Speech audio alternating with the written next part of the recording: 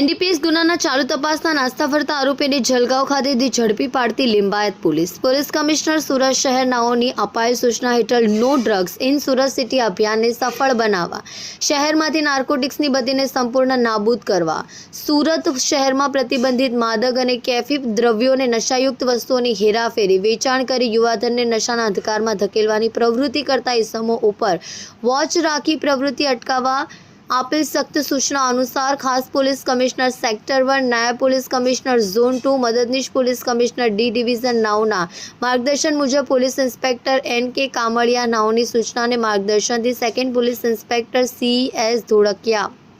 નાઓની દેખરેખ હેઠળ નાર્કોટિક્સ ડ્રગ્સના ગુનામાં સંડોવાયેલ નાસ્તા ફરતા આરોપીને શોધી કાઢવા માટે પોલીસ સ્ટેશનના સર્વેલન્સ સ્ટાફના પોલીસ સબ ઇન્સ્પેક્ટર ડી.આર. ઓડેદરાના પોલીસ માણસોની અલગ અલગ ટીમો બનાવી પ્રવૃત્તિ કરતા ઇસમો અંગે માહિતી મેળવી નાસ્તા ફરતા આરોપીઓને પકડવા માટે વર્કઆઉટ દરમિયાન assistant head constable Ajit Kumar Ramanbhai, assistant police constable Ajitsinh Dhamjibhai નાઓની મળેલ બાતમી હકીકતને આધારે અગાઉ અત્રેડા લિંબાયત પોલીસ સ્ટેશનમાં દાખલ થયેલ પ્રતિબંધિત ગાંજાનો જથ્થો 3.940 કિલોગ્રામ કુલ કિંમત ₹39,400 એનડીપીએસના ચાલુ તપાસના ગુનામાં માલ આપનાર નાસ્તા ફરતા આરોપી રેહાન ઉર્ફે ગુડ્ડુ મહેમદ પઠાણ નાઓનું હ્યુમન સોર્સિસને આધારે ટેકનિકલ વર્કઆઉટ કરી મહારાષ્ટ્ર જલગાંવ ખાતેથી જઈ પકડી પાડી કાયદેસરની કાર્યવાહી કરી છે।